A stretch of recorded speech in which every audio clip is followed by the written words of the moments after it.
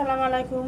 আবারও ফিরে এসেছি একটা রান্নার ভিডিও নিয়ে। এখানে 1 কেজি মাংস নিয়েছি, মুরগির লেগ পিস। আজকে চিকেন তান্দুরি বানাবো। তো আমি এখানে মুরগিটা দেখেন সুন্দর করে কেটে ধুয়ে লবণ মাখিয়ে নিচ্ছি। এটা দেখাইনি ভিডিওতে। আমি আধা ঘন্টার জন্য রেখে দিচ্ছি। এখানে আমি এক চামচ মরিচের ফাঁকি নিলাম। আর ঘরোয়া পদ্ধতিতে দিয়ে আজকে রান্না করব, বেশি মশলা দিব না। এখানে ধনিয়া পাতা আর কাঁচামরিচ বাটা দিছি, এখানে রসুন বাটা দিছি, সব আমি 1 চামচ করে নিয়েছি। আপনাদের পরিমাণ মতন নেবেন, মুরগি অনুযায়ী। আমি 1 চামচের মতন আদা বাটা দিয়েছি, লবণ পরিমাণ মতন দিছি। আমি স্বাদের জন্য একটু চিনি দিছি পরিমাণ মতন, 1 চামচের কম দিছি। ধনিয়ার গুঁড়ি 1 চামচ, হলুদ। এখানে আমি 2 চামচের মতন টমেটো সস দিছি, সয়া সস দিব পরিমাণ মতন, 1 মতন দিছি।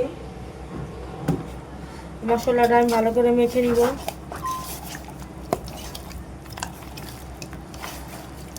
আমি গোলমরিচের গুঁড়া দিব পরিমাণ মতন, 1 চামচের মতো দিয়ে দিছি। আর একটু জিরা ফাঁকি। আমি ঘরোয়া মশলা দিয়ে আমি ভাজতেছি, এটা কোনো বাইরের মশলা দিয়ে নেই দিছি। আর আপনারা রাখবেন আরও বেশি, ফ্রিজে রেখে দিবেন, দেখবেন আরও সুন্দর হবো। মশলাটা যত ভালো ঢুকবো তত খেতেও ভালো লাগবে। তো হাতে সময় নেয় বিধায় আমি অল্প সময়ের ভিতরেই করছি। আমি এটা এখন ভেজে নিব করে নিচ্ছি। আমি একটা করে দিয়ে দেবো।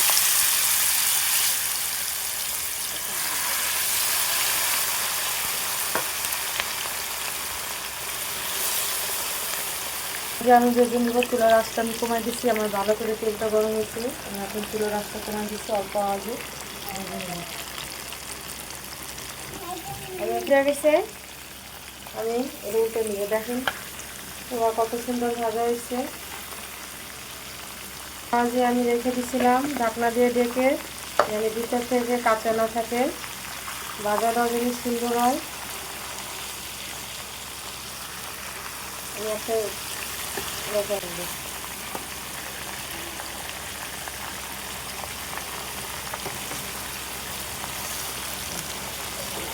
আমি আবার ঢাকনা দিয়ে একটু ঢেকে রাখবো 5 মিনিটের জন্য। হয়ে গেছে, দেখেন আমি চুলোর থেকে নামিয়ে নিছি চিকেন তন্দুরি। তো আপনারা এইভাবে করবেন। মশলাটা একটু পুড়ে গেছে, বেশি ভাজা করতে যেয়ে আপনারা আপনাদের মতন করবেন। তো আমার ভিডিওটা যদি ভালো লাগে লাইক, শেয়ার, কমেন্ট, সাবস্ক্রাইব করবেন। আল্লাহ হাফিজ, সবাই ভালো থাকবেন।